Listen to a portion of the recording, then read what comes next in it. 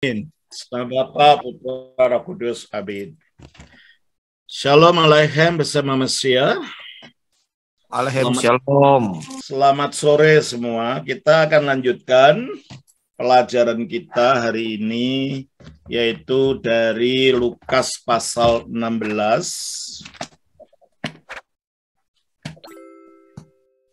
Ayatnya yang ke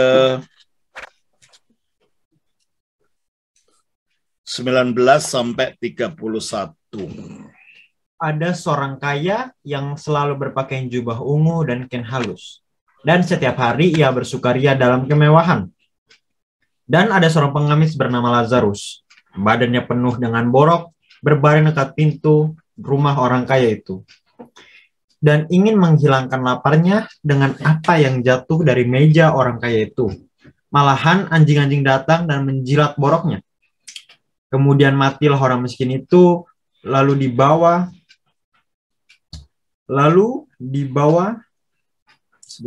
oleh malaikat-malaikat ke pangkuan Abraham. Orang kaya itu mati juga, lalu dikubur. Dan sementara ia menderita sengsara di alam maut, ia memandang ke atas dan dari jauh dilihatnya Abraham dan Lazarus duduk di pangkuannya. Teruskan. Lalu ia berseru, katanya, "Bapak Abraham, kasihanilah aku. Suruhlah Lazarus supaya ia mencelupkan ujung jarinya ke dalam air dan menyejukkan lidahku, sebab aku sangat kesakitan dalam nyala api ini." Tetapi Abraham berkata, "Anak, ingatlah bahwa engkau telah menerima segala yang baik sewaktu hidupmu, sedangkan Lazarus segala yang buruk. Sekarang ia mendapat hiburan dan engkau sangat menderita. Selain daripada itu, di antara kami dan engkau terbentang jurang yang tak terseberangi, supaya mereka yang mau pergi dari sini kepadamu, ataupun mereka yang mau datang dari situ kepada kami, tidak dapat menyeberang." Kata orang itu, "Kalau demikian, aku minta kepadamu, Bapa, supaya engkau menyuruh dia ke rumah ayahku, sebab masih ada 5 orang saudaraku, supaya memperingati mereka dengan sungguh-sungguh, agar mereka jangan masuk kelak ke dalam tempat penderitaan ini." Tetapi kata Abraham, "Ada pada mereka kesaksian Musa dan para nabi, baiklah mereka mendengarkan kesaksian itu." Jawab orang itu, "Tidak, Bapak Abraham, tetapi jika ada seorang yang datang dari antara orang mati kepada mereka, mereka akan bertobat." Kata Abraham kepadanya, jika mereka tidak mendengarkan kesaksian Musa dan para nabi, mereka tidak juga akan mau diyakinkan, sekalipun oleh seorang yang bangkit dari antara orang mati." Baik, terima kasih. Di dalam gereja Ortodoks, perumpamaan ini bukan perumpamaan ya, karena biasanya kalau Yesus membuat perumpamaan ada kata seumpama atau perumpamaan ya. Di sini langsung ada seorang. Dan biasanya dalam perumpamaan Yesus itu tidak ada nama disebutkan. Secara umum saja ini ada nama. Nah, kelihatannya ini ada kasus di mana Yesus mengenal orang ini. Dia sedang mengajarkan tentang suatu realita, apa yang terjadi sesudah kematian. Nah, orang-orang seperti orang saksi Yehova yang tidak percaya bahwa orang sudah mati ada kelanjutannya mengatakan ini hanya perumpamaan. Dan beberapa orang ya Protestan liberal menganggap ini hanya perumpamaan. Tapi gereja sejak zaman dulu menganggap ini adalah suatu realita. Taruhlah seandainya perumpamaan. Taruhlah. Di dalam perumpamaan Yesus, kalau dia membuat perumpamaan, dia tidak pernah menggunakan perumpamaan dari suatu fiksi. Selalu kejadian nyata. Menabur, ya orang menabur ada di sawah kan. Menanam pohon, ya orang menanam pohon ya ada. Anak yang berontak pada orang tua, anak hilang ya ada dalam kasus itu. Ya toh? Berarti kalau gitu ketika Yesus berbicara tentang keadaan orang sudah mati ini pun, ini bukan hanya sekedar perumpamaan. Kalau seandainya perumpamaan yang berdasarkan realita untuk mengajar kebenaran kepada kita. Oleh karena itu kalau dalam gereja Ortodoks ini menjadi teks klasik. daripada pembahasan kita apa sih yang terjadi sesudah orang itu mati. Karena ini banyak dipertanyakan. Dan banyak gereja-gereja modern tidak peduli dengan itu. Sudah pokoknya sudah mati ikut Yesus titik. Tapi penjelasannya gimana sih? Prosesnya gimana? Banyak orang ingin bertanya itu dan tidak mendapat jawaban. Nah, di dalam gereja ortodoks sejak zaman purba, ya ini memang adalah teks klasik untuk berbicara mengenai apa sih yang terjadi sesudah kematian manusia itu. Ya, mari kita baca. Ada seorang kaya yang selalu berpakaian jubah ungu dan kain halus. Dan setiap hari ia bersukaria dalam kemewahan. Mengapa Yesus memulai dengan orang kaya? Apakah kaya itu dosa? Enggak. Apakah tidak boleh orang itu kaya? Bukan.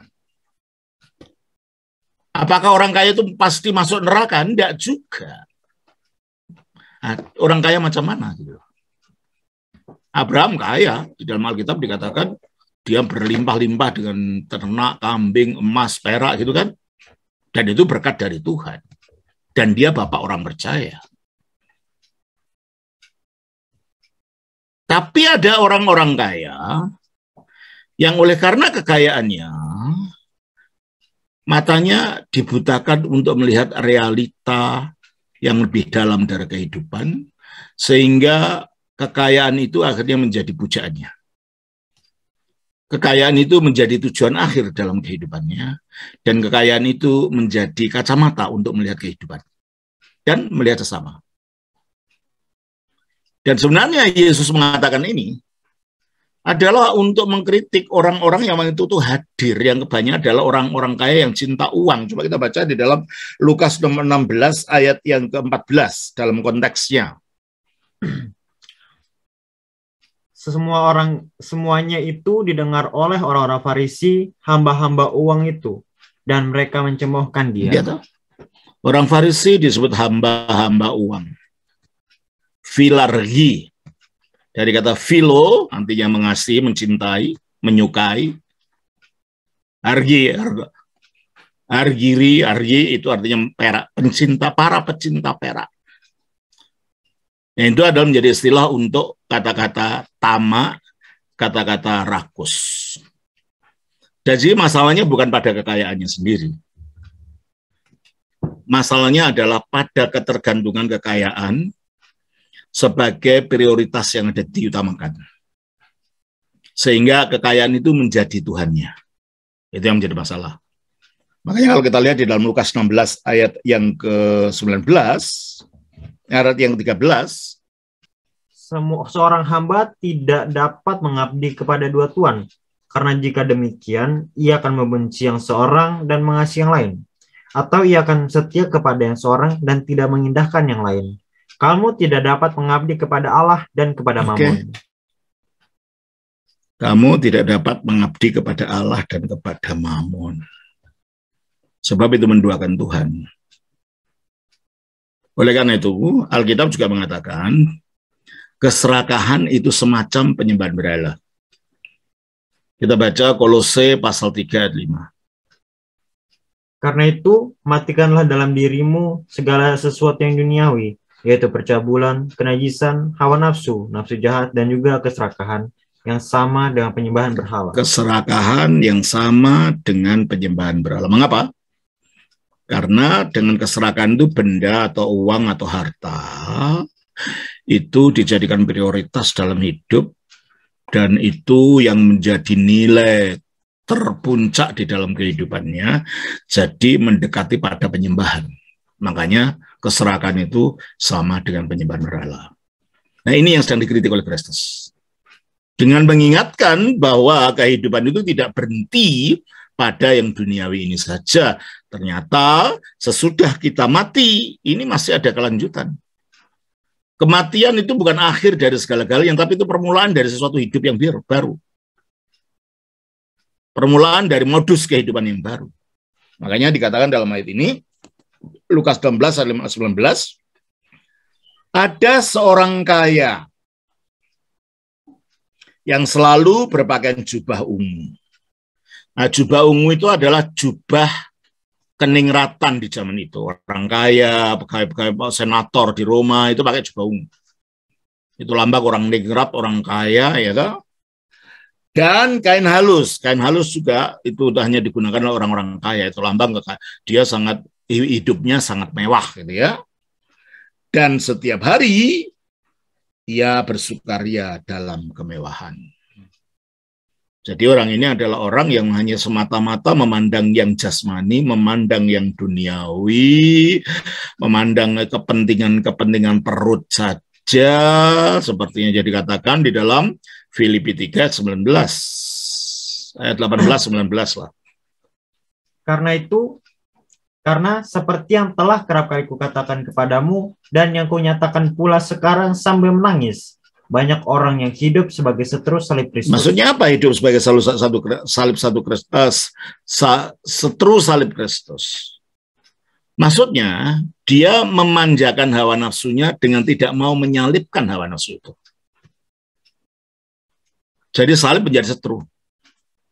Padahal dikatakan di dalam Galatia 5 ayat 24 kalau kita baca, barang siapa menjadi milik Kristus Yesus, ia telah menyalibkan daging dengan segala hawa nafsu dan keinginannya. Barang siapa menjadi milik Kristus Yesus, ia telah menyalibkan daging dan segala keinginannya, hawa nafsu. Jadi kalau milik Kristus hanya merangkul salib itu untuk mengalahkan hawa nafsu. Orang-orang ini tidak mau, orang model ini. Maka dia disebut sebagai seteru salib Kristus. Karena nggak mau disentuh-sentuh apa yang zona nyamannya itu nggak mau disentuh. Egonya nggak mau disentuh. Jadi mereka tidak mau disentuh itu. Yang nikmat-nikmat itu yang hendak dimanja-manjakan. Terus ayat itu di dalam Filipi tadi loh. Filipi 3:18. Karena seperti yang telah kerap kali kukatakan kepadamu, dan yang kunyatakan pula sekarang sambil menangis, banyak orang yang hidup sebagai seteru salib Kristus. Banyak orang yang hidup sebagai seteru salib Kristus. Lah prakteknya gimana? Terus kan?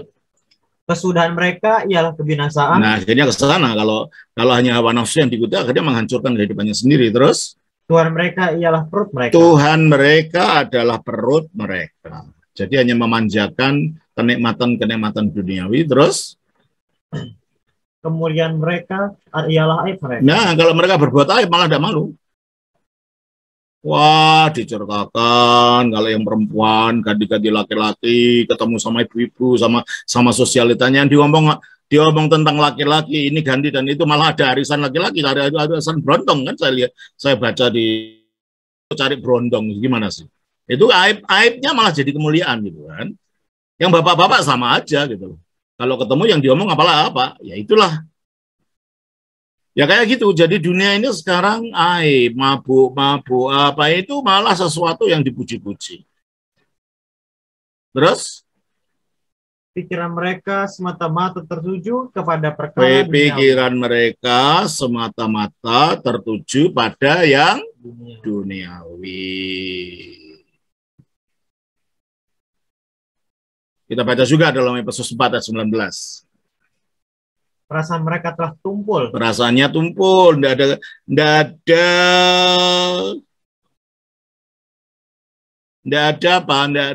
ada sensitivitas kepekaan terhadap dosa. Kalau berbuat dosa enggak merasa bersalah. Tertawa-tawa, senang-senang, malah dipamerkan seolah-olah gagah kalau berbuat dosa. Maka dikatakan perasaan mereka menjadi tumpul, terus sehingga mereka menyerahkan diri kepada hawa nafsu. Terus dan mengerjakan dengan serakah segala macam kecemaran. Dan mengerjakan dengan serakah segala macam kecemaran. Nah, ini ada pertanyaan, apakah hawa nafsu dan keinginan itu sama? Enggak. Keinginan yang mengarah kepada perbuatan-perbuatan jahat itu hawa nafsu. Kalau keinginan untuk berbaik ya bukan hawa nafsu. Hawa nafsu yang dimaksud di sini adalah arah kepada yang jahat. yang dapat menghancurkan banyak hal. Coba kita baca di dalam 2 Petrus 1 ayat 4. Dengan jalan itu, ia telah menganugerahkan kepada kita janji-janji yang berharga dan yang sangat besar, supaya olehnya kamu boleh mengambil bagian dalam kodrat ilahi dan luput dari hawa nafsu duniawi yang membinasakan dunia. Ya, luput dari hawa nafsu duniawi yang membinasakan dunia. Jadi yang disebut hawa nafsu itu adalah keinginan yang mengarahkan kita kepada mengikuti keinginan-keinginan daging, mengikuti keinginan-keinginan yang rendah, mengikuti keinginan-keinginan yang tanpa moral, itulah hawa nafsu. Kalau keinginan itu sendiri ada yang mulia, keinginan yang mulia. Maka coba kita baca dari 1 Timotius pasal 3 ayat 1. Benarlah perkataan ini.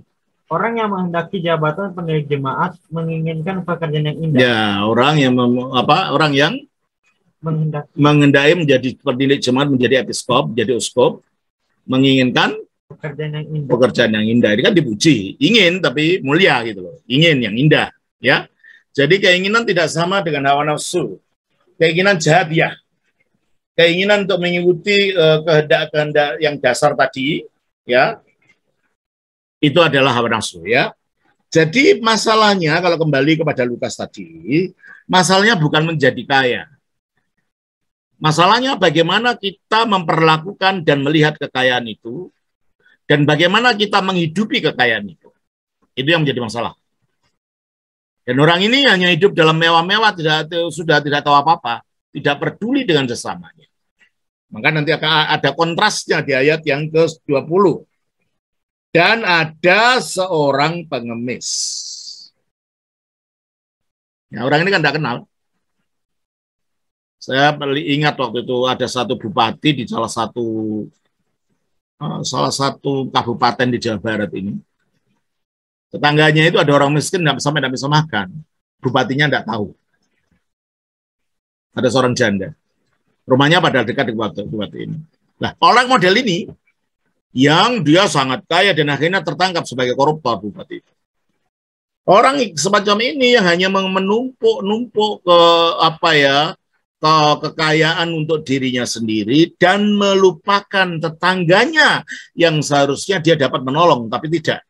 Sampai diketahui orang lain. Ya seperti ini kasusnya. Orang kaya ini ada seorang pengemis bernama Lazarus. Nah, kira-kira kenapa? Orang kayanya tidak ada nama. Orang miskinnya ada nama. Ini melambangkan bahwa orang kaya ini memang orang yang nantinya tidak akan diselamatkan. Karena hatinya tidak ada cinta pada Tuhan. Hatinya tidak ada cinta pada sesamanya. Tuhannya adalah perutnya. Orang-orang semacam ini. Coba kita baca di dalam Wahyu 20 ayat 15. Dan setiap orang yang tidak ditemukan namanya tertulis di dalam kitab kehidupan itu, ia akan dilemparkan ke dalam lautan api. Setiap orang yang namanya tidak tertulis dalam kitab kehidupan itu, ia akan dilemparkan ke dalam lautan api. Nah, kalau namanya tidak tertulis, ya tidak punya nama gitu kan. Nah, orang ini kelihatannya adalah orang semacam itu. Dan orang yang nanti akan diselamatkan itu namanya tertulis. Lukas 10 ayat 20. Namun demikian, janganlah bersukacita karena roh-roh itu takluk kepadamu. Tetapi bersukacitalah karena namamu ada terdaftar di surga. Karena namamu ada terdaftar di surga. Dan nanti yang membentuk umat, membentuk jemaat, membentuk gereja di Firdaus, itu adalah orang-orang yang namanya terdaftar di surga ini. Kita baca dalam Ibrani 12 ayat 22. Tetapi kamu sudah datang ke Bukit Sion, ke kota Allah yang hidup, Yerusalem surgawi, dan kepada beribu-ribu malaikat, suatu kumpulan yang meriah. Ada malaikat di situ, terus ada siapa lagi? Dan kepada jemaat anak-anak sulung. Nah, ada gereja dari anak-anak sulung. Itu maksudnya orang yang dipercaya, yang akan diselamatkan, yang namanya terdaftar di surga. Yang namanya terdaftar di surga. Oleh karena itu kalau di gereja ortodoks, pada waktu baptisan sebelum yang lain-lain dilakukan, ketika orang baru masuk ke pintu mau dibaptiskan, Romo menumpangkan tangan di atas kepala orang itu, Dan Romo mengatakan, catatlah namanya di dalam kitab kehidupanmu itu. Jadi baptisan di dalam gereja Ortodoks bukan sekedar namanya dicatat di dalam buku catatan baptisan. Romo secara liturgis memintakan nama kita satu persatu untuk dicatat dalam kitab kehidupan itu, sebab jikalau nama kita tidak tercatat dalam kitab kehidupan itu, nama kita akan dibuang ke lautan api itu, kata kitab suci. Nah, si orang kaya dalam kisah ini tidak punya nama, berarti ini orang yang memang namanya tidak tercatat dalam kitab kehidupan itu. Berbeda dengan yang kedua. Dan ada seorang pengemis bernama Lazarus. Kata Lazarus ini adalah bentuk Yunani dari kata Ibrani Lazar. Dan kata Lazar itu perpendekan dari kata Eliazar. Eli artinya Allahku, Azar artinya penolong. Jadi orang ini bersandar pada pertolongan Allah, lambang dari orang beriman. Oleh karena itu dia punya nama, karena dia punya iman. Kenapa dikatakan sebagai pengemis? Yalah, karena kita tahu bahwa menurut ajaran Kristen, keselamatan itu pada akhirnya bukan akibat kita menumpuk perbuatan baik. Meskipun kita harus berbuat baik sebagai buahnya. Keselamatan itu karena kasih karunia Allah semata, dan kita datang karena belas kasihan Allah semata, kita hanya sebagai pengemis kasih karunia itu. Coba kita baca di dalam Efesus pasal 2 ayat 8 dan 9. Kasih karunia, kamu diselamatkan oleh iman. Tidak usahamu, tetapi pemberian Allah. Itu bukan hasil usahamu, itu pemberian Allah. Berarti kita penerima, pemohon dan penerima, pemohonnya dengan iman. Makanya digambarkan sebagai pengemis. Ya. Dan ada seorang pengemis bernama Lazarus. Badannya penuh dengan borok. Artinya apa? Menjadi orang beriman itu kita harus rela untuk menghadapi segala macam kesulitan. Menghadapi ejaan, menghadapi aniaya, menghadapi luka-luka batin, menghadapi macam-macam. Maka digambarkan sebagai pengemis ini badannya penuh dengan borok. Kita baca di dalam Yohanes 16 ayat 33. Semuanya itu kukatakan kepadamu, supaya kamu beroleh damai sejahtera dalam aku. Dalam dunia, kamu menderita penganiayaan, tetapi kuatkanlah di hatimu. Di dalam dunia, kamu menderita aniaya. Macam-macam aniaya itu. Aniaya dari luar, aniaya dari kehidupan yang tidak beruntung, aniaya dari akibat perbuatan kita sendiri, aniaya dari kesalahan kita melangkah dalam kehidupan, macam-macam aniaya dalam dunia ini. Jadi tidak ada ceritanya dalam dunia itu semuanya berjalan smooth. Tidak ada dalam dunia itu semuanya berjalan dengan mulus. Ada banyak macam-macam yang harus kita hadapi. Makanya dikatakan 2 Korintus 5 ayat 4. 2 Korintus 5 ayat 4. Sebab selama masih diam di dalam kemah ini Maksudnya kemah tubuh ini. Kita mengeluh oleh beratnya tekanan. Ya, kita mengeluh oleh beratnya tekanan. Itulah hidup. Makanya kalau ada ajaran mengatakan kalau percaya Yesus, wah semuanya beres, itu ajaran halu. Orang itu berhayal.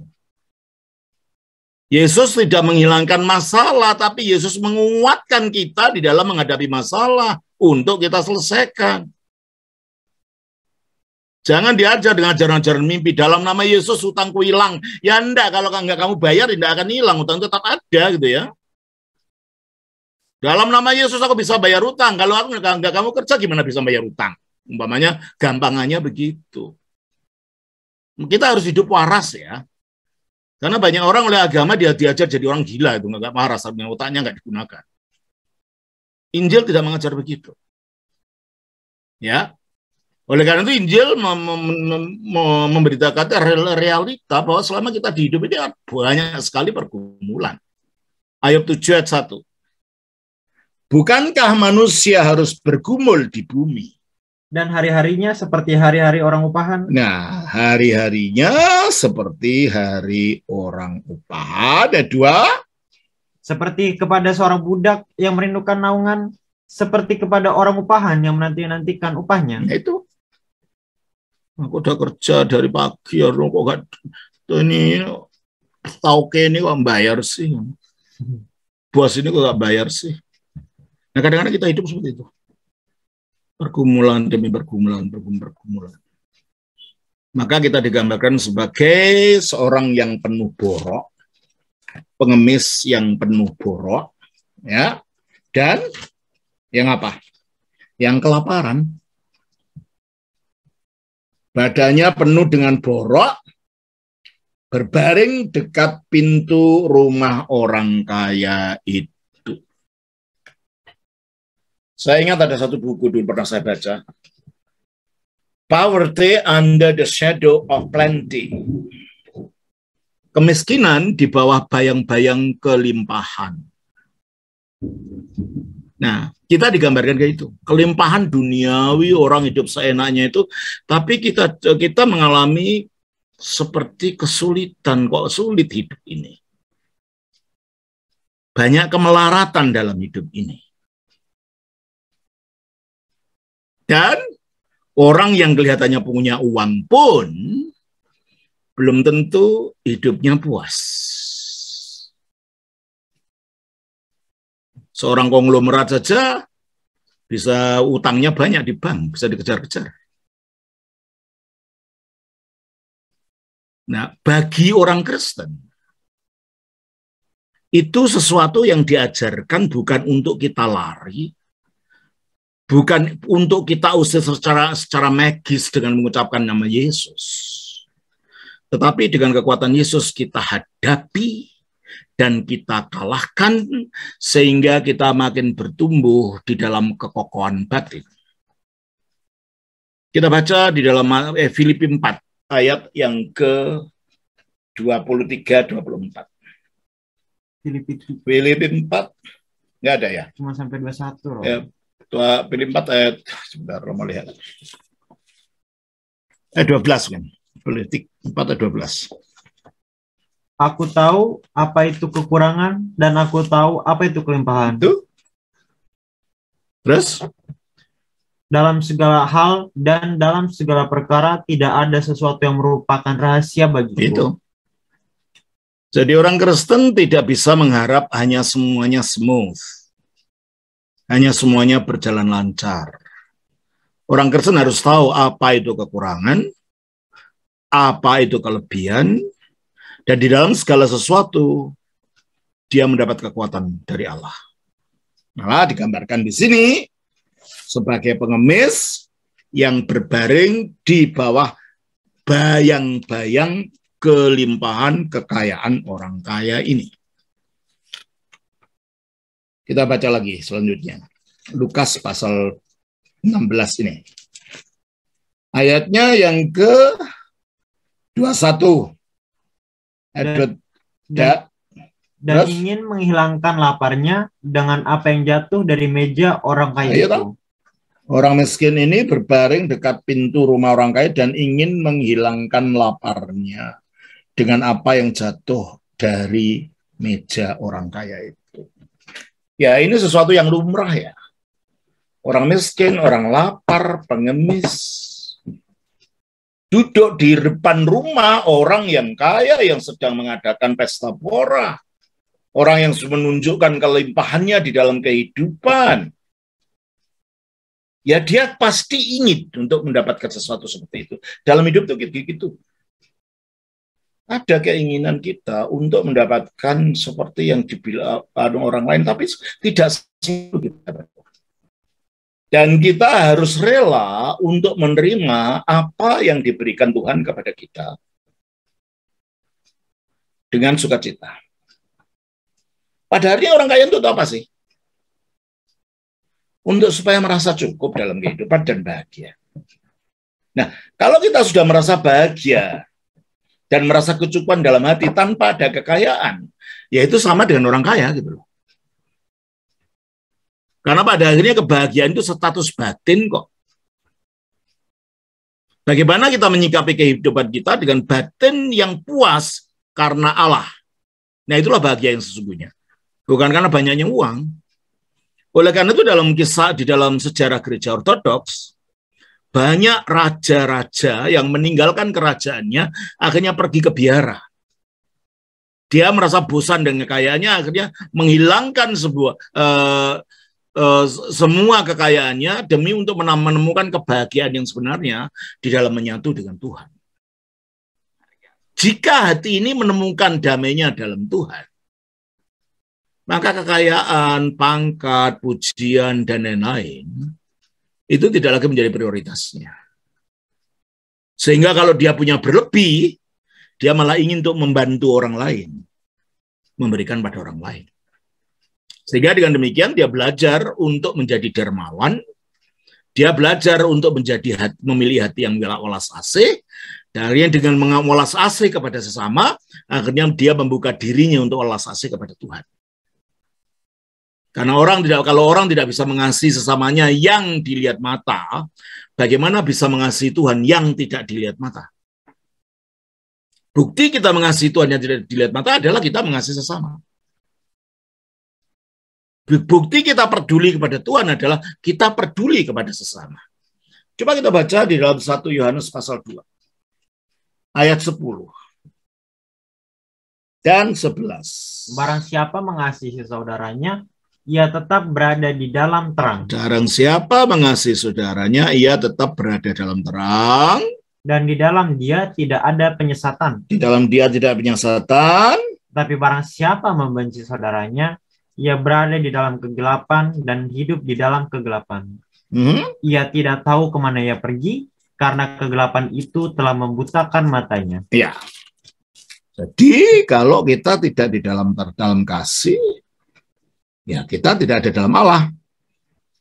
Ayat yang ke-15 dan 16. Janganlah kamu mengasihi dunia dan apa yang ada di dalamnya. Jikalau orang mengasihi dunia, maka kasih akan Bapa tidak ada di dalam orang itu. Jadi dikatakan orang yang mengasihi dunia, kasih kepada Bapa tidak ada pada orang itu. Makanya kita tidak bisa mendua hati ya. Mengasihi mamon dan mengasihi Tuhan. Konflik itu nanti. Terus?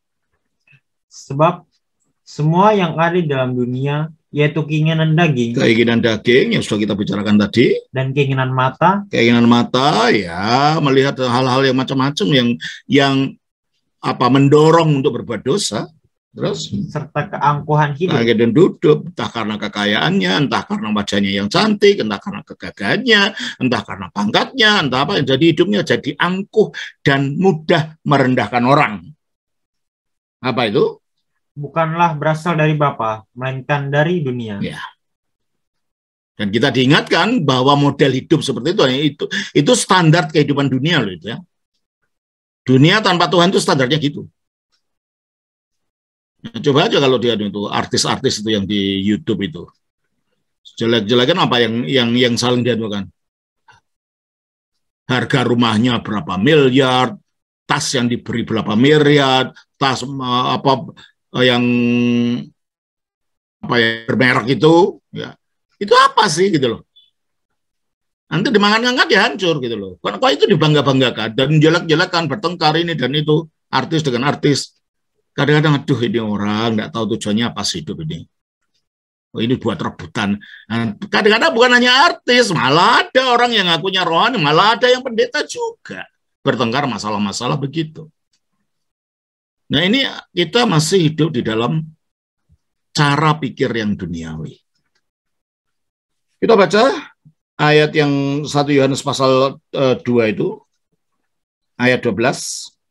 Dan dunia ini sedang lenyap dengan keinginannya. Nah kalau kita standar hidup kita adalah keinginan dunia, kita akan lenyap bersama dunia. Kita tidak meninggalkan apa-apa. Ya. Tetapi orang yang melakukan kehendak Allah, itu tetap hidup selama-lamanya. Maka seorang kaya itu tidak punya nama karena dia lenyap bersama dunia.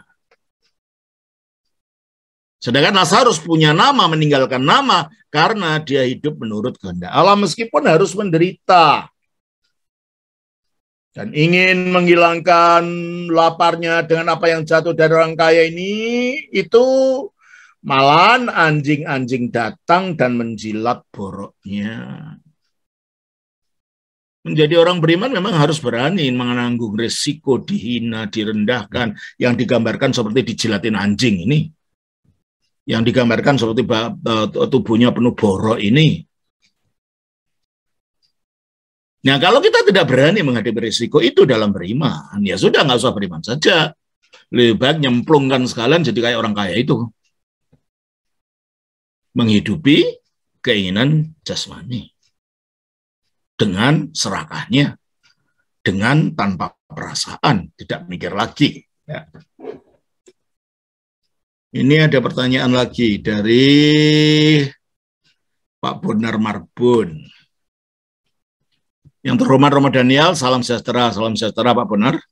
Saya mohon izin bertanya, di dalam didaki ada ajaran melalui tanganmu memberi sebagai ganti dosa-dosamu. Ya, artinya itu ada paham bahwa dengan memberi itu,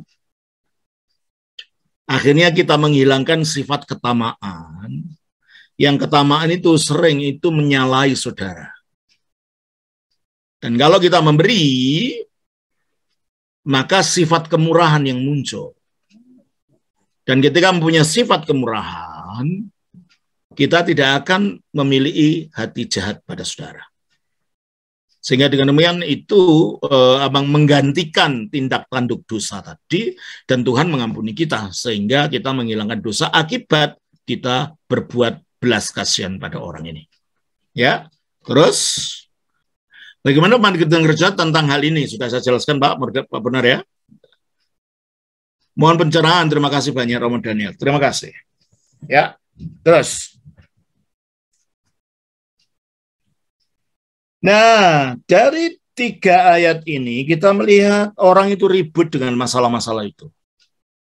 Masalah duniawi, kadang-kadang saudara sampai rela bunuh-membunuh, masalah warisan, ya tak? Saya dengar kadang-kadang ada berita tukang taksi membunuh temannya sesama kernet taksi hanya karena rebutan rokok atau rebutan uang 10 perak. Ya toh? Ini kenapa? Karena mereka mengikuti hawa nafsu dengan serakahnya dan tidak mempunyai perasaan. Dan itulah keadaan dunia ini ketika manusia ini tidak memandang kepada Allah. Ketika yang dilihat hanya duniawi saja. Makanya kalau kita lihat di dalam bahasa Yunani, manusia itu bunyinya anthropos. Kata anthropos itu berasal dari kata anotropos. Ano itu ke atas. Makhluk yang selalu memandang ke atas. Itulah sebabnya kalau dalam Injil ada cerita orang bongkok ya. Wajahnya menghadap ke tanah, tidak ke atas. Itu simbol manusia kehilangan kemanusiaannya. Yesus mengembalikan kemanusiaannya itu, dia bertegak kembali mengarah ke atas, karena tujuan kita dihidupkan adalah untuk menyatu dengan Allah. Kita diciptakan menurut gambar dan rupa Allah. Makin seperti Allah hidup kita ini, makin manusialah kita, makin tunduk wajah kita ke tanah, kita makin seperti sapi. Karena wajahnya sapi itu ke bawah. Wajahnya anjing itu ke bawah. Kita bukan anthropos lagi. Karena wajahnya bukan bukan ke atas, ke bawah. Maka dikatakan di dalam ayat tadi, yang dipikirkan hanyalah hal-hal duniawi. Nah, setelah dengan kesibukan yang macam-macam, mengikuti keinginan hawa nafsu yang macam-macam, akhirnya apa yang didapat? Ayat 22, kemudian matilah orang miskin itu. Ayat 23, orang kaya itu juga mati. Nah, itulah akhir dari semua orang. Kuburan adalah rumah masa depan kita. Rumah masa depan yang berukuran SSSSS. Sangat sempit sekali sehingga selonjor pun sulit. Itulah rumah masa depan kita. Dan kalau kita lihat dari atas, umpamanya kita melihat dari atas, kita itu semua orang lagi baris antri apa? Antri untuk masuk liang lahat. Ya, ini digambarkan. Raja ya masuk ke liang lahat, pengemis ya masuk liang lahat, dan kalau sudah di dalam liang lahat nggak ada bedanya antara raja dan pengemis. Sama busuknya, sama lapuknya, sama jadi tulangnya, yang dibangga-banggakan di dunia sudah tidak ada. Nah, untunglah orang yang sadar, seperti Lazarus, dikatakan, kemudian matilah orang miskin itu, lalu dibawa oleh malaikat-malaikat ke pangkuan Abraham. Menunjukkan apa? Bahwa ketika orang mati, itu rohnya tidak mati. Makanya roh ini bisa dituntun oleh malaikat kalau dia orang beriman, untuk menuju ke pangkuan Abraham. Itu simbol Firdaus, di mana Abraham menanti untuk kebangkitan di akhir zaman nanti. Kita baca Matius 10 ayat 28. Dan janganlah kamu takut kepada mereka yang dapat membunuh tubuh, tetapi yang tidak berkuasa membunuh jiwa. Jangan takut akan manusia yang dapat membunuh tubuh, tetapi tidak dapat membunuh jiwa. Artinya pada waktu tubuh terbunuh, pada waktu tubuh mati, jiwa tidak ikut mati. Mengapa? Karena jiwa itu tercipta dari nafas hidupnya Allah. Kejadian 2 ayat 7. Ketika itulah Tuhan Allah membentuk manusia itu dari debu tanah dan mengembuskan nafas hidup ke dalam hidungnya. Jadi bentuk debu tanah jangan dibayangkan Allah membuat boneka dari tanah, bukan. Artinya itu kata simbolis untuk mengatakan bahwa bagian fisik dari manusia ini, zat-zat kimianya sama seperti yang ada dalam tanah. Di dalam diri kita ada zat kapur, di tanah ada zat kapur. Dalam diri kita ada zat besi, di tanah ada zat besi. Mayoritas dari tubuh kita ini terdiri dari air 60% ya. Kalau kita kehilangan air ya kita mengalami dehidrasi. Jadi apa saja yang ada dalam tanah itu adalah merupakan membentuk komponen tubuh kita. Maka dikatakan dari debu tanah. Makanya kembali ke sana. Tapi teruskan. Demikianlah manusia itu menjadi makhluk yang hidup. Ya, baca lagi ayat 7. Ketika itulah Tuhan Allah membentuk manusia itu dari debu tanah dan mengembuskan nafas hidup ke dalam hidungnya. Mengembuskan nafas hidup. Nefes hayah. Lah nefes hayah ini adalah energi ilahi.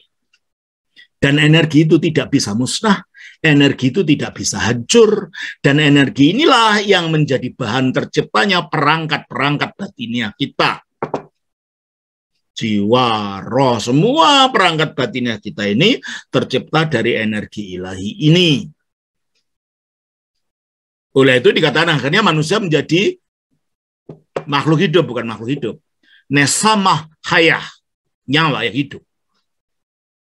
Nyawa yang memberi kehidupan. Berarti itu menjadi perangkat batiniahnya manusia.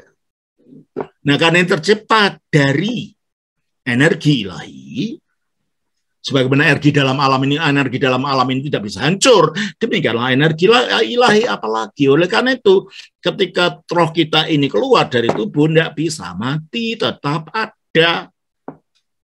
Oleh karena itu kematian itu bukan akhir segala-galanya. Coba kita lihat contohnya, kasusnya di dalam kasus Nabi Musa.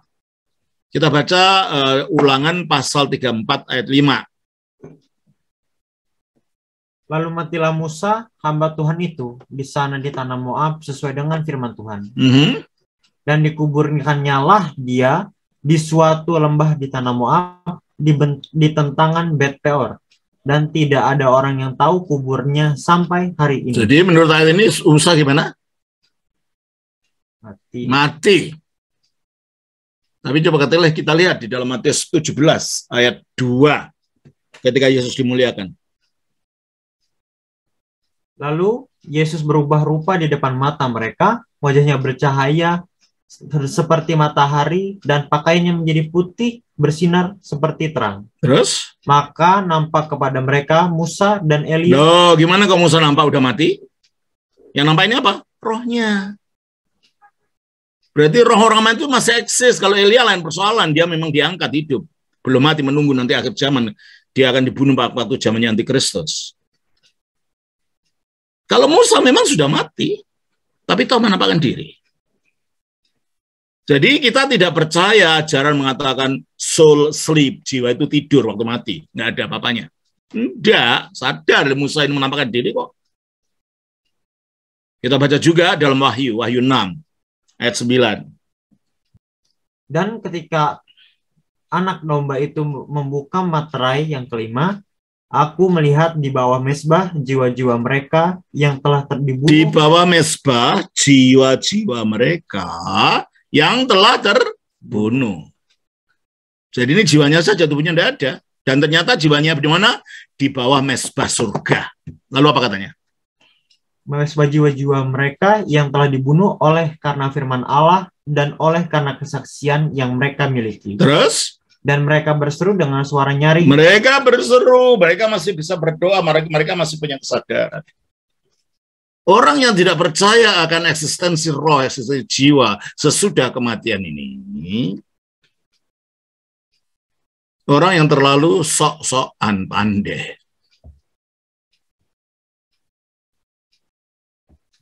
Oh, dia sendiri tidak tahu dirinya kok ya. Dan buktinya kalau ada kematian mereka takut juga. Kenapa harus takut? Kalau memang tidak ada apa-apa. Ya. Jadi kalau begitu kita melihat bahwa sesudah kematian, jiwa itu, roh itu apa sih? Roh itu intinya jiwa, jiwa itu luarnya roh. Jadi pancaran dari roh itu jiwa, dan jiwa itu memancar melalui chip jasmani, otak. Jadi kata-kata itu, pemikiran itu bukan dari otak. Karena coba buktinya orang mati tadi, sudah mati masih bisa memuji. Berarti punya pikiran kan? Padahal otaknya kan sudah tidak ada. Kan otaknya dengan tubuhnya hancur di tanah. Itu hanya rohnya.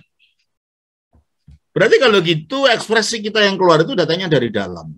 Dari batin, dari roh, lalu disalurkan melalui kalau komputer itu chip. Chipnya itu melalui otak. Tapi sumbernya bukan dari otak.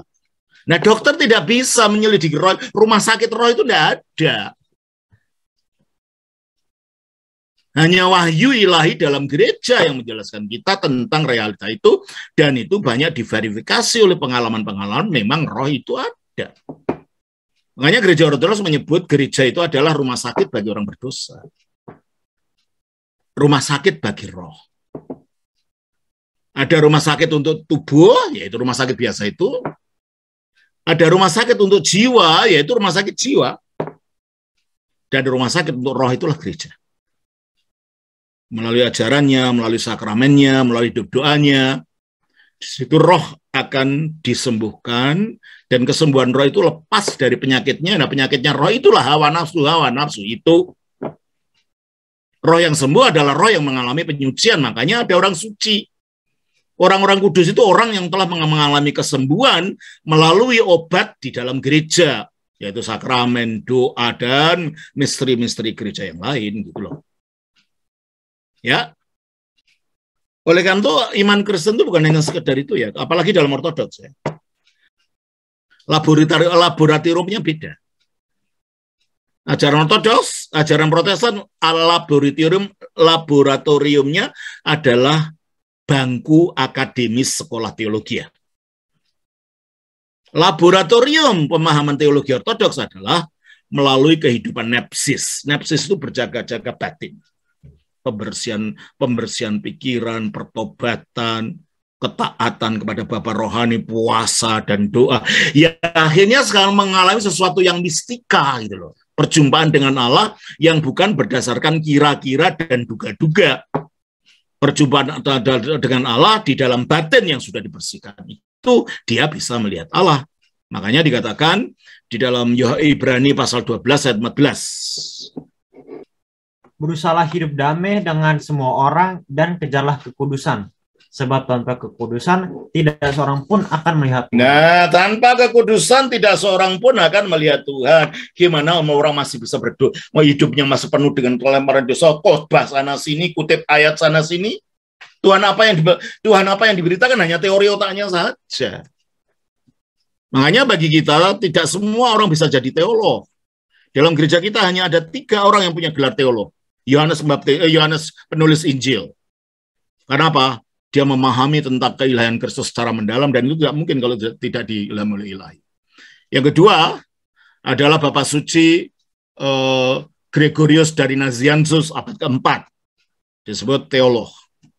Dan yang ketiga adalah Bapak Suci Simeon, teolog baru. Dan dia menjelaskan bagaimana perjumpaannya dengan Kristus, dia melihat sinar itu dan lain-lain. Karena napsisnya sangat dalam.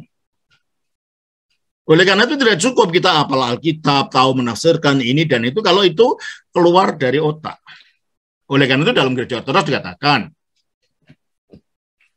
seorang teolog adalah orang yang tahu berdoa secara benar. Dan seorang yang berdoa secara benar, itu adalah seorang teolog.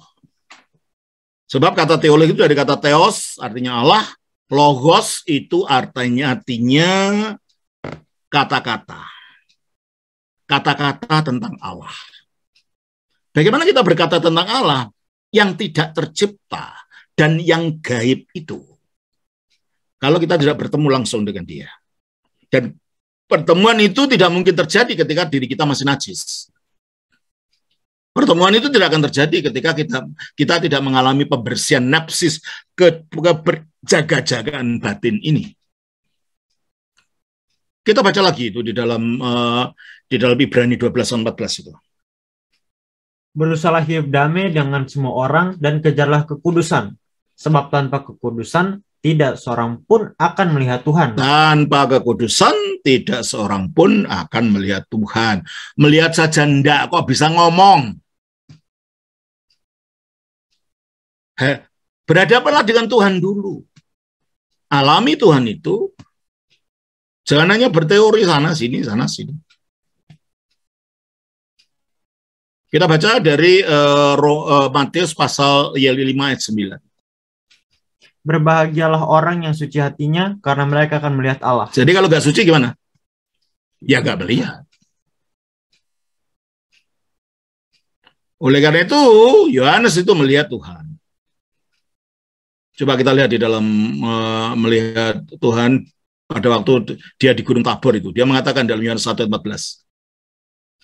Firman itu telah menjadi manusia dan diam di antara kita. Dan kita telah melihat. Bukan kita yang melihat, kami. Sebab kita tidak ikut di situ. Dan kami telah melihat kemuliaannya. Kapan? Waktu Yesus dimuliakan di atas gunung. Berapa orang di situ yang ikut? Ada 3, Petrus, Yohanes, dan Yakobus. Maka dia mengatakan kami melihat. Jadi dia berbicara tentang Kristus itu bukan karena teori, di otak-atik gitu, enggak. Karena perjumpaan nyata, melihat. Petrus pun mengatakan melihat. Kita baca di dalam 2 Petrus pasal 1 ayat 18, ayat yang ke-16. Sebab kami tidak mengikuti dongeng-dongeng isapan jempol manusia, ketika kami memberitahukan kepadamu kuasa dan kedatangan Tuhan kita, Yesus Kristus sebagai Raja. tetapi kami adalah saksi mata dari kebesaran. Kami adalah saksi mata, bukan pengarang-pengarang ajaran. Terus? Kami menyaksikan apa? Bagaimana ia menerima kehormatan dan kemuliaan dari Allah Bapa ketika datang kepadanya suara dari yang Maha Mulia yang mengatakan, inilah anak yang kukasihi, kepadanya lah aku berkenan. Suara itu kami dengar datang dari sorga ketika kami bersama-sama dengan dia di atas gunung yang kudus. Petrus mengakui melihat Kristus, dan itu yang diberitakan. Yohanes, kami melihat, itu diberitakan. Demikianlah Gregory Nazianzus juga melihat. Dan banyak bapak-bapak suci dari gereja Ortodoks yang melihat itu, hanya memang tidak semuanya menceritakan. Dan biasanya diceritakan oleh murid-muridnya setelah beliaunya meninggal. Pada waktu hidup, ngapain itu diceritakan gitu. Ya kan? Nah, di sini saudara. Jadi kalau begitu realita roh itu ada, bukan tidak ada. Sebab roh diciptakan dari energi ilahi, dan roh ini akan menemukan jati dirinya ketika dia melihat sumber dari dirinya, yaitu Allah itu sendiri. Oleh karena itu, untuk roh yang mempunyai iman, roh yang hidupnya berusaha untuk menyucikan diri melihat Allah, ketika mati akan dijemput oleh para malaikat dan akan dituntun ke tempat penantian sebelum surga. Sebab menurut Alkitab tidak ada orang masuk surga atau masuk neraka tanpa tubuh. Dan untuk itu perlu ada kebangkitan lebih dulu. Coba kita baca dari Matius pasal 10 ayat 38. Ayat pasal 10 ayat 28. Dan janganlah kamu takut kepada mereka yang dapat membunuh tubuh, tetapi yang tidak berkuasa membunuh jiwa. Takutlah terutama kepada Dia yang berkuasa membinasakan baik jiwa maupun tubuh di alam neraka. Baik jiwa maupun tubuh dalam neraka. Jadi ajaran Kristen beda dengan agama-agama non-Kristen ya, di mana yang masuk surga itu hanya rohnya saja, masuk neraka hanya rohnya saja. Enggak, kalau memang Kristen, sebab Allah itu menciptakan manusia. Kalau roh saja itu namanya hantu, bukan manusia. Dan Allah tidak menyelamatkan hantu. Makanya yang diselamatkan bukan hanya tubuh saja tanpa roh itu namanya mayat. Roh saja tanpa tubuh itu namanya hantu. Yang namanya manusia, kalau roh dan tubuh jadi satu. Yang diselamatkan manusia, bukan rohnya. Maka manusia seutuhnya, roh dan tubuh perlu diselamatkan. Coba kita baca di dalam Yohanes pasal 5 ayat 28-29. Janganlah kamu heran akan hal itu, sebab saatnya akan datang bahwa semua orang yang di dalam kuburan akan mendengar suaranya. Dan mereka yang telah berbuat baik akan keluar dan bangkit untuk hidup yang kekal, tetapi mereka yang telah berbuat jahat akan bangkit untuk dihukum. Ya toh, berarti dua-duanya bangkit dulu. Yang hidup kekal mengalami keselamatan, yang dihukum mengalami siksaan, dua-duanya bangkit dulu, sebab yang berbuat dosa itu ya manusia. Kita mencuri, kan bukan hanya otaknya saja mencuri, tangannya ikut berbuat, berarti pikirannya dan tangannya bekerja sama. Kita berzina, bukan hawa nafsu dalam angan-angan saja berbuat, tubuhnya juga ikut berzina, melakukan perbuatan dosa itu. Makanya tidak fair kalau seandainya yang masuk surga itu hanya rohnya saja, orang jiwanya juga ikut puasa, berdoa malam, itu kan tubuhnya juga. Lah kok yang masuk surga cuma jiwanya saja. Harus keseluruhannya, maka perlunya ada kebangkitan dan akhirnya ada pemuliaan yang masuk surga. Makanya sebelum itu roh itu akan ditempatkan di pangkuan Abraham yang adalah gambaran dari Firdaus. Bagaimana kita tahu ini Firdaus? Kita baca dalam Lukas pasal yang ke-24. 23:42-43. Lalu ia berkata, Yesus, ingatlah akan aku apabila engkau datang sebagai raja. Kata Yesus kepadanya, si pencuri ini, aku berkata kepadamu, sesungguhnya hari ini juga engkau akan bersama-sama dengan aku di dalam Firdaus. Jadi tempat roh yang mati dari tubuh itu langsung ditempatkan di Firdaus. Dan disitulah mereka mengalami keindahan, sukacita, laksana surga, tapi belum surga, belum lengkap, sebab untuk mengalami sepenuhnya adalah sesudah kebangkitan tadi.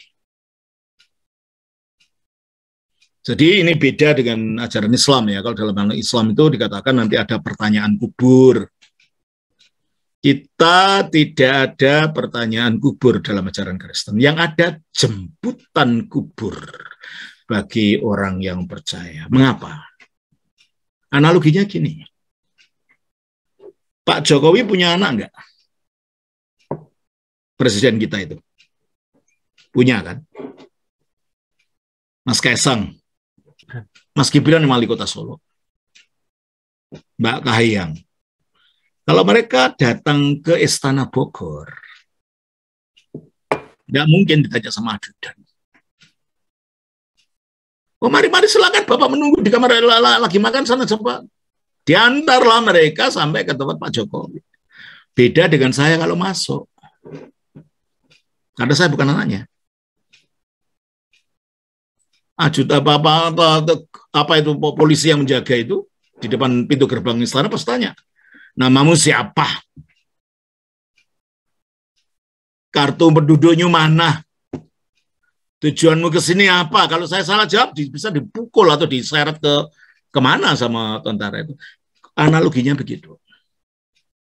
Orang Kristen tidak mengalami pertanyaan kubur karena orang Kristen itu telah diangkat menjadi anak-anak Allah dan malaikat sebagai tentara-tentara Allah mengenalinya.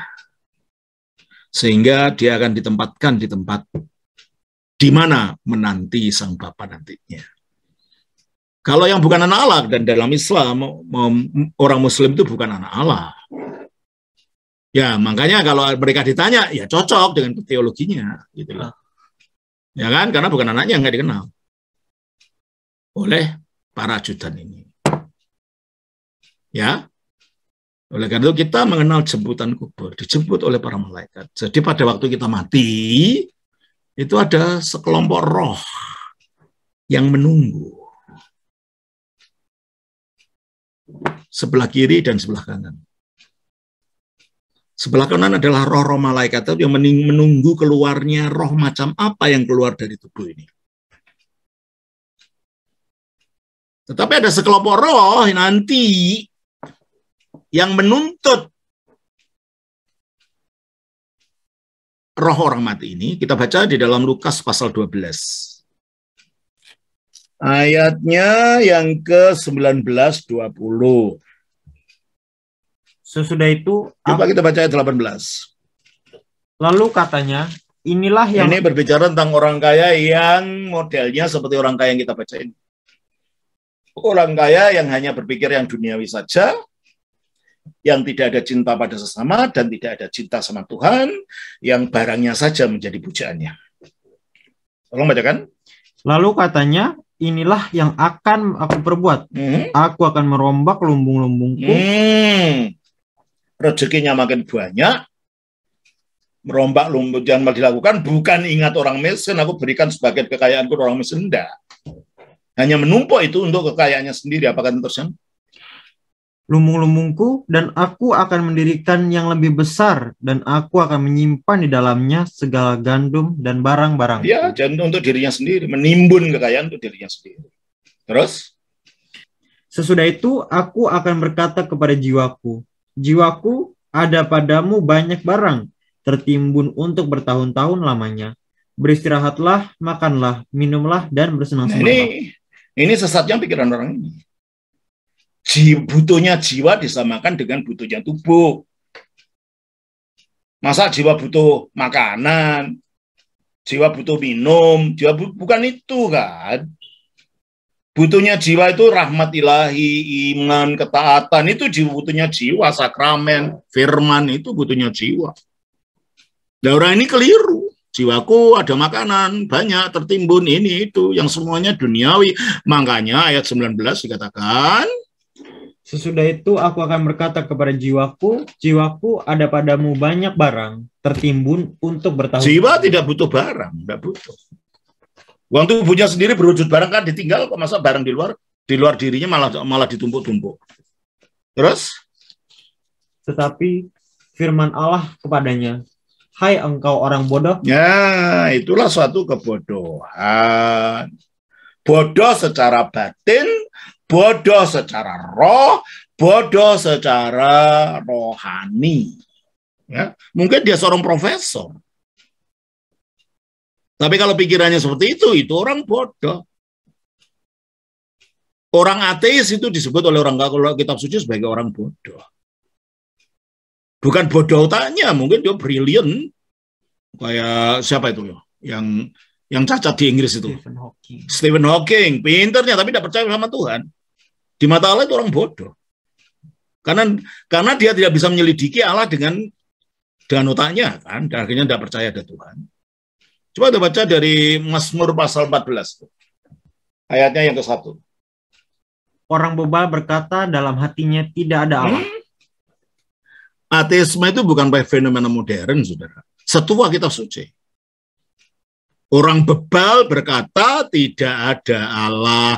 Bukan bebal otaknya, bebal batinnya, bebal rohnya, bebal rasanya itu. Nah, banyak orang bebal-bebal seperti ini. Maka dikatakan, hai orang bodoh. Nah, terus dari Lukas pasal 12 tadi, ayat yang ke berapa tadi? 19 ya sekarang ya. Tetapi firman Allah kepadanya, hai engkau orang bodoh, pada malam ini juga jiwamu akan diambil daripadamu. Bahasa aslinya bukan gitu.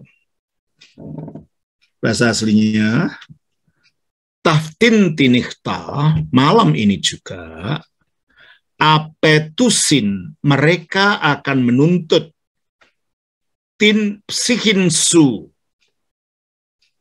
jiwamu, aposu.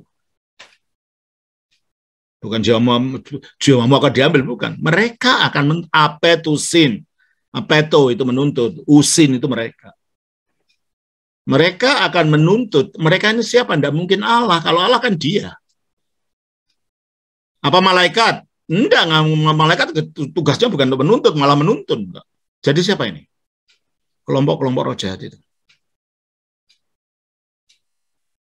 Jadi bagaimana kita hidup kita nanti yang selama ini mengikuti kemauan roh jahat itu. Pada waktu mati kita akan diklaim oleh mereka. Coba kita baca Efesus pasal yang kedua, ayat yang kedua. Kamu hidup di dalamnya karena kamu mengikuti jalan dunia. Nah, mengikuti jalan dunia ini, terus? Karena kamu mentaati penguasa kerajaan angkasa. Nah ini, kalau kita mengikuti jalan dunia ini, kita mentaati penguasa kerajaan angkasa yang adalah 1 Yohanes 5 ayat 19. Kita tahu bahwa kita berasal dari Allah dan seluruh dunia berada di bawah kuasa si jahat. Inilah dunia yang telah jatuh ini di dalam kendali kejahatan roh jahat ini. Dan kalau kita mengikuti jalan-jalan dunia, kita taat pada penguasa kerajaan angkasa ini yang menguasai dunia. Enggak, dari Efesus 2:2 tadi. Kamu hidup dalamnya karena kamu mengikuti jalan dunia ini, karena kamu mentaati penguasa kerajaan angkasa, yaitu roh yang... Yaitu roh. Satu loh ya, bukan roh. Itu iblis. Terus?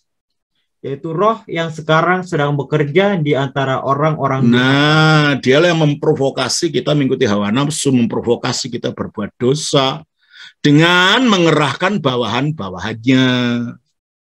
Karena ini kerajaan, pasti ada bawahannya. Apa bawahannya apa saja? Kita baca di dalam Efesus 6 ayat 12.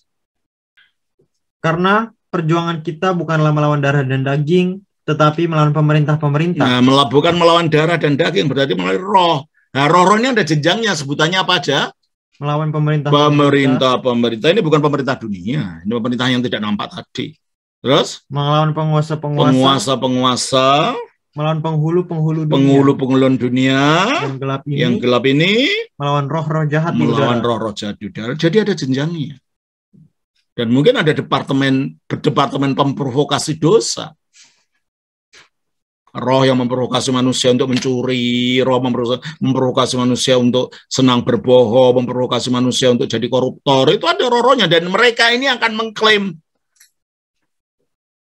menuntut kita pada waktu roh kita keluar dari tubuh itu.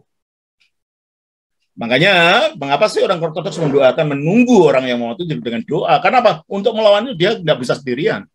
Dia perlu dibantu oleh saudara-saudaranya pada waktu perlawanan itu. Nah, kalau orang mati dibiarkan gitu aja, tidak ada yang doakan, ya kasihan yang mati dong. Untung kalau dia orang saleh nanti datang oleh malaikat, kalau enggak. Nah, jadi ada dua kelompok roh nanti yang akan menunggu ketika orang itu keluar dari tubuhnya. Ketika kalau dalam tubuhnya baunya adalah bau wangi kesucian, malaikat yang akan menuntun dia ke pangkuan Abraham. Ketika keluar dari tubuhnya baunya bau anyir dan bau busuk dosa, hawa nafsu, maka pengikut-pengikutnya penguasa kerajaan angkasa itu yang menuntun, dan akhirnya roh orang ini akan dibawa ke ayat 23 dari Lukas 16. Orang kaya itu juga mati. Orang kaya itu juga mati. Lalu dikubur. Dan sementara yang menderita sengsara, dia yang menderita rohnya. Mengapa sengsara? Karena masuk ke tempatnya di mana roh-roh jahat ada. Itu namanya Tartarus. Gimana kita tahu ini Tartarus? Coba kita baca dari 2 Petrus pasal 2. Ayatnya yang keempat. Sebab jikalau Allah tidak menyayangkan malaikat-malaikat yang berbuat dosa, tetapi melemparkan mereka ke dalam neraka. Nah, kata-kata neraka itu bahasa aslinya adalah Tartarosas, yang diterjemahkan neraka itu. Dan Tartarosas itu belum neraka. Kalau neraka itu Kolasis. Ini tidak Kolasis. Buktinya apa? Baca lagi. Sebab jikalau Allah tidak menyayangkan malaikat-malaikat yang berbuat dosa, itulah pengikut Lucifer yang akhirnya jadi roh jahat itu, tetapi melemparkan mereka ke dalam neraka, melemparkan mereka kepada Tartarus, dan dengan demikian menyerahkannya ke dalam gua-gua yang gelap, yaitu gambaran daripada mereka menjadi makhluk gelap, makhluk jahat. Terus ke dalam gua-gua yang gelap untuk menyimpan mereka. Nah, mereka disimpan di situ itu. Disimpan untuk apa? Terus kan? Sampai hari penghakiman. Jadi mereka belum diadili. Jadi ini belum neraka, sebab neraka atau surga sudah kita lihat dari pasal lain dari Alkitab, itu baru terjadi setelah penghakiman. Ini mereka belum dihakimi. Jadi Tartarus itu bukan neraka, Tartarus itu tempat penantian laksana neraka yang belum neraka. Sebagaimana Firdaus itu tempat penantian laksana surga yang belum surga. Nah, untuk orang-orang yang selama hidupnya itu mengikuti jalan dunia dan taat kepada penguasa kerajaan angkasa, nantinya akan masuk neraka bersama mereka. Kita baca di dalam Matius pasal 25 ayat 41. Dan ia akan berkata juga kepada mereka yang di sebelah kirinya, enyahlah dari hadapanku, hai kamu orang-orang terkutuk. Enyahlah ke dalam api yang kekal, yang telah sedia untuk iblis dan malaikat-malaikatnya. Jadi api yang kekal tersedia untuk siapa? Iblis dan malaikat-malaikat. Jadi kalau kita mengikuti iblis, tempatnya di situ. Nah, kalau nantinya tempatnya iblis adalah tempat orang-orang berdosa ini, sekarang pun, di mana iblis berada, kalau selama hidupnya orang-orang ini mengikuti jalan itu, ya tempatnya iblis itu di mana? Ya di Tartarus itu, sampai menunggu hari berbangkit nanti di akhir zaman ketika Kristus datang. Nah, saya kira saudara untuk malam ini saya hentikan dulu di sini, kita lanjutkan nanti minggu depan. Karena waktunya udah lewat, ini saya mau menjawab satu pertanyaan dulu. Pertanyaan dari Jana Suci Fotius Agung. Salam Romo, mohon pencerahan. Romo saat ini memberi pengajaran tentang mengasihi. Lalu bagaimana dengan ajaran sekte atau bidat, bagaimana caranya mengasihi? Diinjili. Sebab orang-orang itu akan masuk dalam neraka. Kita baca di dalam 2 Yohanes pas ayat 10 dan 11. Jikalau seorang datang kepadamu dan ia tidak membawa ajaran ini. Ajaran ini yang bicara siapa dalam surat ini? Yohanes. Berarti kalau dia berbicara ajaran ini, maksudnya ajaran apa? Ya ajaran Yohanes, ajaran Rasul gitu loh. Jika orang datang padamu tidak membawa ajaran Rasul, apa katanya? Janganlah kamu menerima dia. Jangan menerima dia di dalam rumahmu, terus. Dan janganlah memberi salam kepadanya. Jangan memberi salam kalau tujuannya memang untuk mempengaruhi kamu. Terus? Sebab barang siapa memberi salam kepadanya, ia mendapat bagian dalam perbuatannya yang jahat. Perbuatan jahat itu menyesatkan orang untuk membawa masuk ke neraka, itu perbuatan jahat. Ya caranya mengasihi, kalau orang itu orang yang tidak tahu, ya dikasih seperti kita mengasihi siapa. Sampai akhirnya ada waktunya kita akan memberitahu pelan-pelan, ini loh ajaran yang benar, bukan itu. Kamu tidak takut akan nyawamu sendiri. Gitu ya. Ini Mas Musa yang tanya, Mas Muhammad yang tanya. Udah? Ya, siapa yang tanya tadi? Mas Muhammad ya? Romo. Udah terjawab? Romo, sudah Romo. Makasih Romo. Baik, berarti ini ada pertanyaan lagi dari Pak Nelson Aritonang.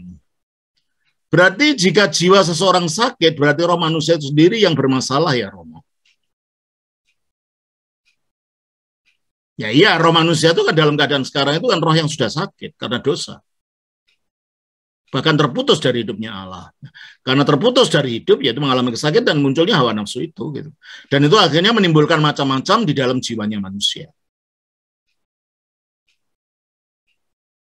Oleh karena itu juga mempengaruhi tubuh. Mulai ada nyanyian kan dari Amsal itu, hati yang gembira adalah obat. Jadi semua itu datang dari dalam. Maka harus dibersihkan dulu dalam ini gitu loh. Akan memberikan obat bagi diri kita, termasuk tubuhnya nanti. Terus ada pertanyaan lagi dari Pak Marbun. Pertanyaannya adalah, bagaimana pandangan gereja ortodoks tentang jiwa yang sakit dengan istilah umum sakit jiwa? Seperti skizofrenia misalnya, apakah ini berhubungan dengan roh? Terutama, terima kasih Ramadan ya. Penyakit itu tidak semuanya berasal dari roh jahat atau rohnya manusia. Ada juga penyakit yang berasal dari pengaruh-pengaruh fisik. Seperti sakit yang lain, namanya sakit panas, tidak semua orang sakit ayan, ada yang karena dirasuk setan, ada yang memang ada penyebabnya secara patologis gitu ya. Nah, orang ini keseluruhannya juga mungkin bisa secara patologis atau bisa juga melalui permasalahan rohani. Yang tahu nanti kalau itu permasalahan rohani, ada bapak rohani yang sudah mencapai titik spiritual yang demikian yang dapat mendeteksi. Jadi tidak bisa disamaratakan ya. Ada kemungkinan itu memang sakit karena patologis, atau memang ada kuasa-kuasa jahat, atau memang ada pengaruh rohani yang ada di dalam diri orang itu. Gitu ya Pak Marbun ya? Udah jelas? Terima kasih banyak Romo Daniel. Ya, oke. Kita lanjutkan pertanyaan dari Eumenos Okto. Terima kasih Romo untuk pengajarannya. Terima kasih juga. Romo sama tanya, Mesias didebutkan untuk mengumpulkan kembali ke-12 suku Israel. Bagaimana Yesus menggenapi ini? Terima kasih. Nanti, sekarang orang-orang Israel dibiarkan mereka tegar tengkuk, tidak percaya. Sehingga membuat kesempatan bagi orang-orang non-Israel untuk masuk kepada perjanjian keselamatan yang tadinya dinubuatkan kepada Israel. Coba kita baca di dalam Roma pasal 11, ayat 25 sampai 26. Sebab saudara-saudara, supaya kamu jangan menganggap dirimu pandai, aku mau agar kamu mengetahui rahasia. Nah ini rahasia. Kejadian itu rahasia. Terus? Sebagian dari Israel telah menjadi tegar. Menjadi tegar. Sayang itu sebagian besar gitu loh. Tapi tidak semuanya. Jawabannya para rasul ya. Rasul-rasul kan orang Israel semua gitu kan.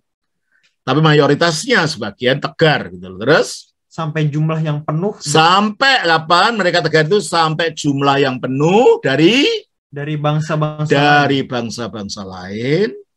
Telah masuk. Kita tidak tahu jumlah penyudah berapa. Hanya Allah yang tahu. Makanya tugas kita selalu menginjil, selalu memberitahu, selalu mengabar. Nah, karena hanya Allah yang tahu. Sesudah bangsa-bangsa lain tahu datang kepada iman yang benar ini, maka terusnya dengan jalan demikian seluruh Israel akan diselamatkan. Seluruh Israel sebagai bangsa, bukan satu persatu. Kalau sekarang sih banyak sih orang-orang Yahudi yang telah menjadi, kita punya romo-romo ortodoks dari orang Yahudi banyak. Yang saya kenal ya, Romo Bernstein dari Amerika, Romo Paul Yaroslav, itu saya kenal beberapa romo-romo yang mantan Yahudi, mantan rabi jadi lagi. Romo Alexander Winogradsky yang menjadi romo di Yerusalem, yang memimpin ibadahnya dalam bahasa Ibrani. Itu juga Israel ada, tapi tidak seluruhnya. Yang dijanjikan dalam ayat ini nanti seluruh Israel ada satu pertobatan nasional. Ya, di mana seluruh orang Israel akan percaya kepada Mesiasnya. Sekarang belum, makanya kita tetap berdoa, kita tetap mengabarkan Injil sampai jumlah yang penuh yang diharapkan itu terjadi, gitu ya. Terus, Salam Romo dari Robert, saya mau bertanya mengenai limbo dalam pandangan ortodoks, soalnya Katolik Roma percaya limbo, kita tidak percaya itu, tidak ada limbo itu. Limbo itu hanya teori yang tidak ada ajalnya, penggunaan dasarnya dalam Alkitab. Ya. Jadi limbo itu pertama begini saudara, kalau anak bayi mati, ya, dan dia bukan Kristen, bukan Katolik, masuk surga tidak, karena dia belum berdosa, masuk neraka tidak, maka masuk dalam alam namanya alam limbo. Ya. Kita tidak percaya begitu, kita percaya bahwa anak yang lahir bayi, yang berumur itu diselamatkan melalui rahmat umum dari karya Kristus yang bukan hanya untuk orang percaya saja tapi untuk orang keluar. Coba kita baca dari 1 Yohanes 2 ayat yang kedua. Dan ia adalah perdamaian untuk segala dosa kita, dan bukan untuk dosa kita saja, tetapi juga untuk dosa seluruh dunia. Iya, untuk dosa seluruh dunia. Jadi oleh mereka yang gila umpamanya, mereka yang anak bayi umpamanya, yang tidak sempat untuk mendengar, yang tidak sempat untuk percaya, kalau mereka diselamatkan oleh belas kasihan Allah, itu diselamatkan atas rahmat keselamatan yang di-cover oleh keselamatan yang bukan hanya untuk kita saja, tapi untuk mereka. Ya, jelas ya? Jelas Romo. Robert, ya oke. Nah, terima kasih. Sama-sama. Terima kasih Romo buat pengajarannya Tritunggal Maha Kudus, memberkati. Terima kasih. Oke deh. Saya kira itu saja untuk pertanyaan kali ini. Masih ada satu, coba sebentar. Oke. Saya kira itu saja Bapak-Bapak Ibu. Terima kasih. Tuhan berkati. Ya.